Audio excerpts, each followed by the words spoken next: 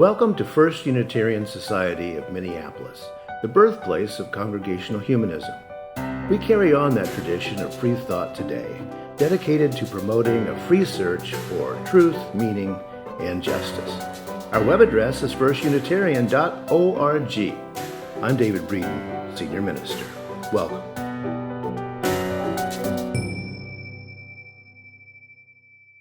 The power of the haiku format and what makes the form of that particular kind of poetry compatible with Zen Buddhism is the click of the switch that we experience when a haiku idea or concept or image just fits perfectly to snap. So it was with the poet Kobayashi Issa, who lived from 1763 to 1828. And I can't help sharing several different haiku. They're short. For example, some other ones. Even with insects, some can sing, some can't, he says. All the time I pray to Buddha, I keep on killing mosquitoes. On a branch floating downriver, a cricket singing. And one of my favorites, which is poor fly, he wrings his hands, he wrings his feet. You see how those kind of click, right? But the poem of Issa's that I want to consider closely today is this one. Where there are humans, we will find flies and Buddhas.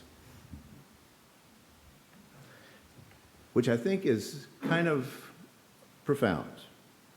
Just as Issa's poem about a fly wringing its hands and feet or a cricket singing as it swept towards some kind of probable death, Issa's poem about Buddhas and flies, I think, pretty well sums up the human condition. We're very happy to be Buddhas, but we would rather not think about the flies. We would rather eradicate those pests, but as Issa points out, the connection is inevitable. Where there are humans, there will be both Buddhas and flies. Our theme for the merry month of May, welcome to it, is Nurturing Beauty, and I'm calling my talk today, Seedbeds and Worms, Buddhas and Flies. And I want to think about planting seeds, both actual seeds, of course, and metaphorical seeds, and about the earth that we do that in.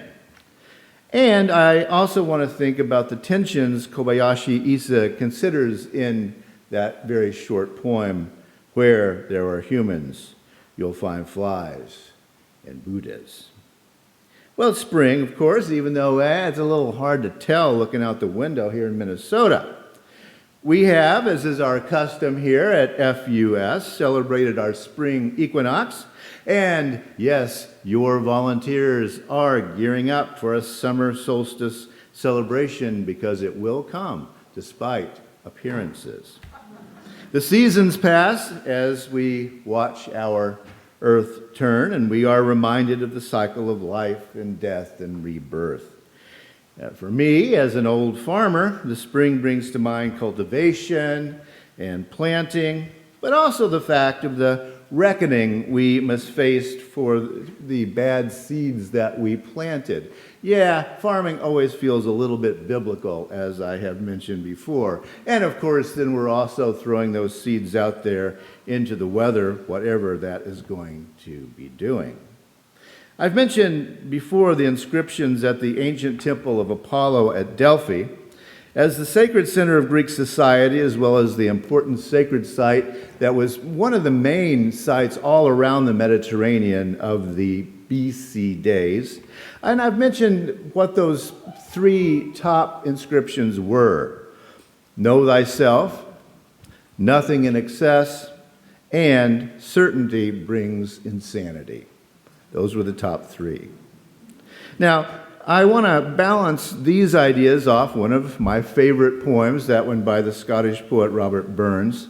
And again, I'm reminded of that poem this time of year, even though Burns actually wrote the poem about fall planting, not spring planting. The The subtitle is On Turning Her Up in Her Nest with a Plow, November 1785. But to remind you, first verse goes like this: I'm sorry, truly sorry, man's dominion has broken nature's social union and justifies that ill opinion which makes thee startle at me, thy poor earth-born companion and fellow mortal. A little later he says, but Mousie, thou art, know thy lane, improving foresight may be vain. The best laid schemes of mice and men gang off to gley, and leave us naught but grief and pain for promised joy. Well, now he ends the poem this way, and forward though I cannot see, I guess in fear. I often think of this poem this time of year because plowing muddy spring fields is not an easy thing to do. In Robert Burns' day, it was horses pulling the plow. In my day, it was a tractor. But a farmer plowing with horses could stop and apologize to the various animals it meets along the way while it's plowing. But in machine agriculture, no, you can't do that. You just keep going. Which is, I think, a very good metaphor for the ecologically tragic times we live in, as a matter of fact. I always hated looking back and seeing the mice, rabbits, birds, and snakes that were living their very normal days until that noisy tractor came along and chopped them and or their nests to pieces. Despite the difference in equipment, I always thought something along those lines that Burns wrote long ago. I'm truly sorry man's dominion has broken nature's social union. And the timeless grappling with our shared reality that then he says, the best laid schemes of mice and men gang off to gley, and lay us naught but grief and pain for promised joy. Well, there's hope for you, unfortunately, too often in our human experience. Burns thinks that the human lot is worse, however, because not only do we suffer what is happening right now, but we can imagine other scenarios, and that gets us all kinds of worried. Still, thou art blessed compared with me. The present only touches thee, but I backward cast my eye on prospects drear. So, yeah, I regret a lot back there, and forward though I cannot see, I guess in fear.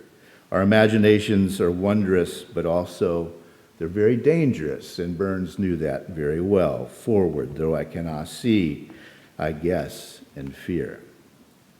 Who hasn't been doing a whole bunch of that back and forthing in future time travel and past time travel in our recent months? I mean, we do have a few things to worry about. After all, the economy and the U.S. political dysfunction, the war in Ukraine, the world economy due to the war in Ukraine, and the destruction of food for the planet due to the war in Ukraine. And as we all know, the list goes on from global disturbances to personal ones. One reason that I've spent much of my life writing poetry is just the kind of experience that one has reading those kinds of haiku, and also a Burns kind of poem facing up to the human situation.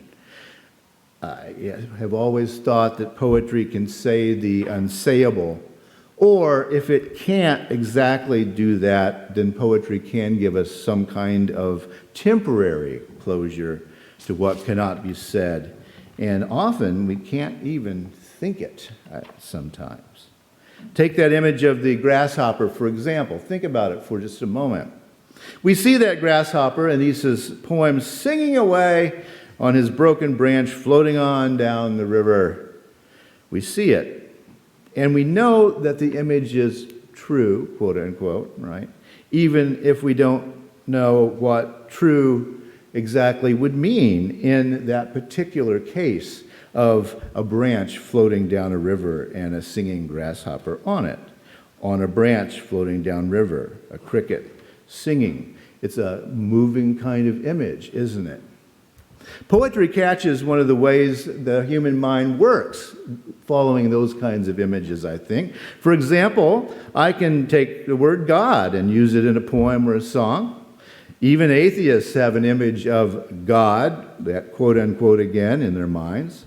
I would argue that anyway, some kind of an image, willingly or not. The image is most likely something out of a one-panel cartoon, though, unfortunately, isn't it?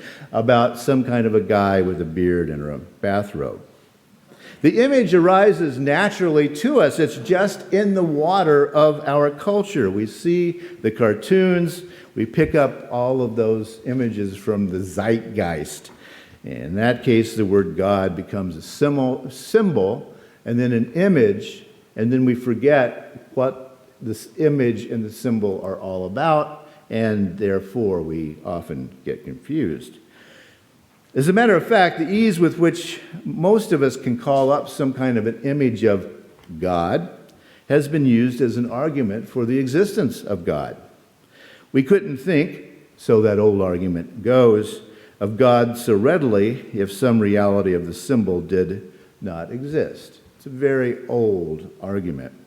Now, one hole in that argument is that it's an idea from a European Middle Ages standpoint when you didn't get a whole lot of choice about what you thought of God.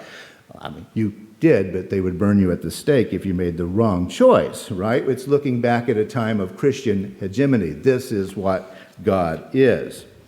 The idea of God, and hence the image and symbol of God, are culturally conditioned. The medieval Christian God symbol is not the same as one you might have today, again, that one-panel cartoon sort of thing, or certainly not the same kind of image that a contemporary Hindu or Muslim or Buddhist would have in mind. But, you could say, wait a minute, the ubiquity of the many symbols of gods across many human cultures, maybe that's a proof that there is something actually out there. And that argument is a little bit newer and a little bit more difficult to refute. But, we love to argue about such things, don't we? You get the point about all of this. You do not need ever to have seen a singing cricket or God on a branch floating downriver to be able to imagine, right? Make it an image in your mind. And further, there's no need for any grasshopper ever to have sang on a branch floating downstream for that image to be true, right?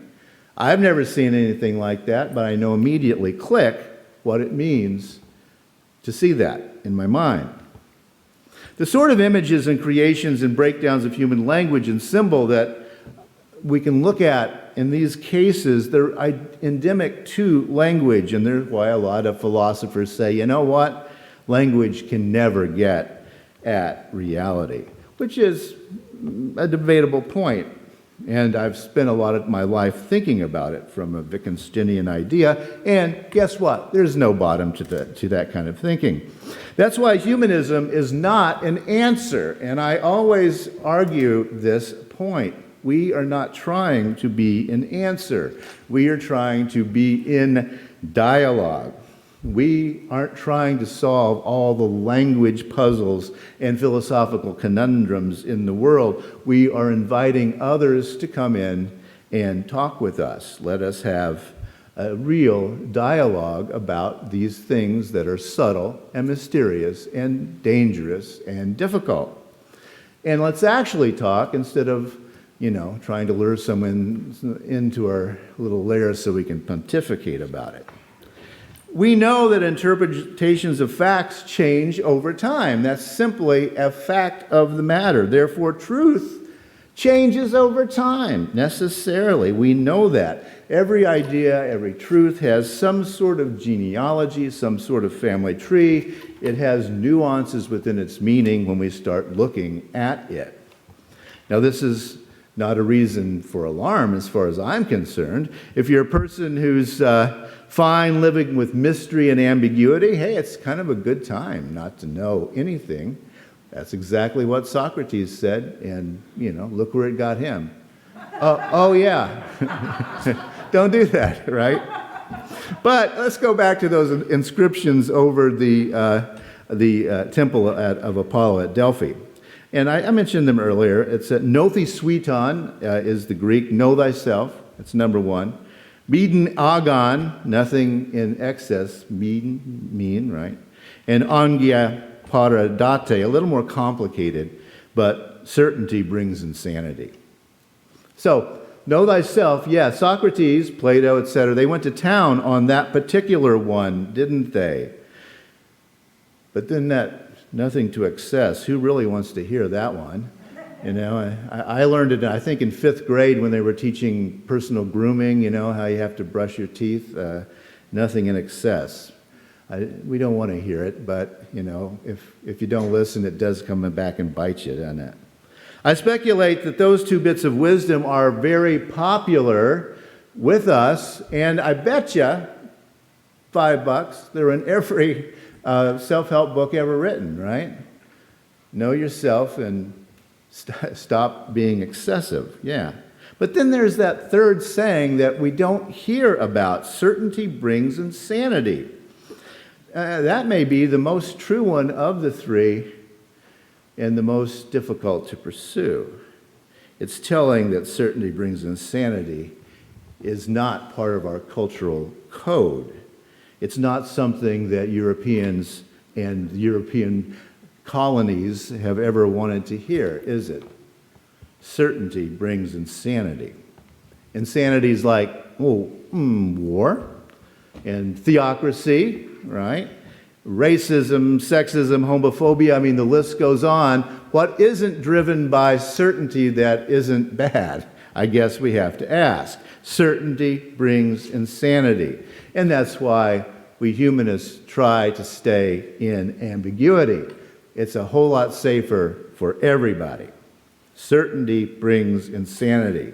It's why democracy had to be invented, isn't it? You can see why the Greeks looking at that temple would say, oh, yeah, we know that certain guy, and we know what he did to all his people, don't we?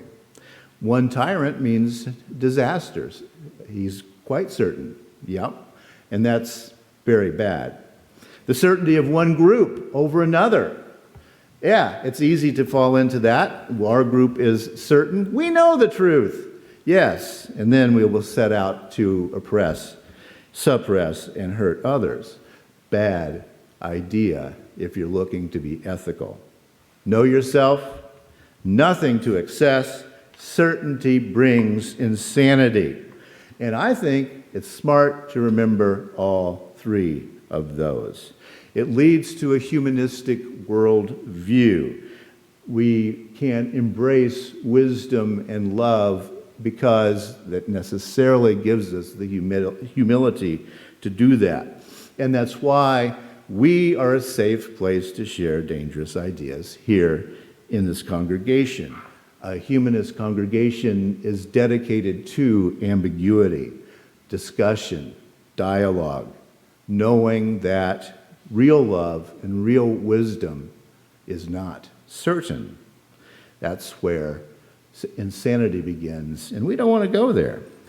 This is why FUS-affiliated clergy J. Exodus Hooper insists that humanists must push beyond free thinking, which is a very old term for us, into free forming. A little bit newer jazz term, but you can see the difference between free thinking and free forming. The rusted iron walls of certainty are always about overthinking and underfeeling.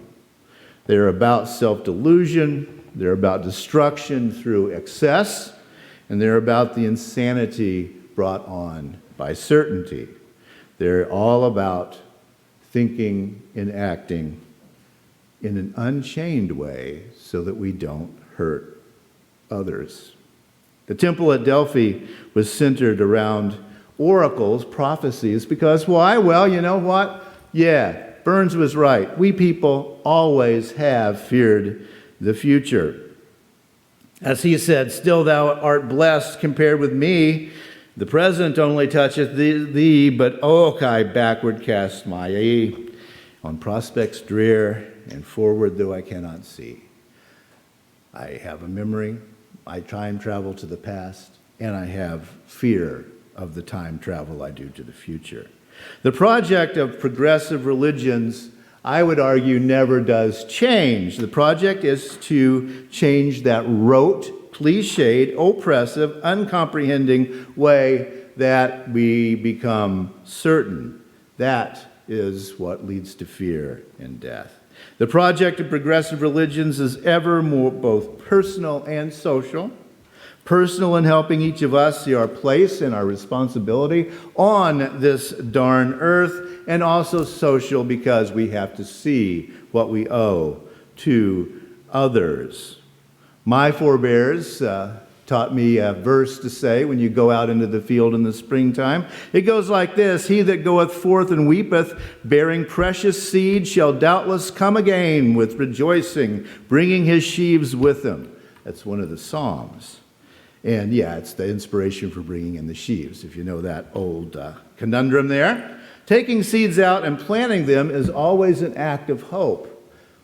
It's very scary to throw seeds out in that world where you don't know what's going to happen next. You just have to have faith and accept the ambiguity of things. I cannot see. Yeah, that can lead to fear. But farmers goeth forth and weepeth, because we know those risks, but we do it anyway. And whether you're a farmer or a gardener, or it's all just metaphorical for you, be brave, because beauty, we know, is ephemeral, and all life is ephemeral, and we are human. And because we are human, we are both Buddhas, and we attract flies. Yeah, we can weep about that, but we can also hope about that as well. The harvest does come. We don't know how much it's going to be, but it comes eventually. As human beings always have, we do what we can, and we call on ourselves and to each other to share and to love and to choose hope over fear.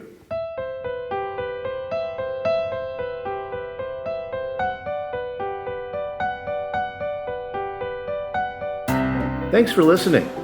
You can find much more about humanism and what's happening at First Unitarian Society in Minneapolis by visiting our website at firstunitarian.org.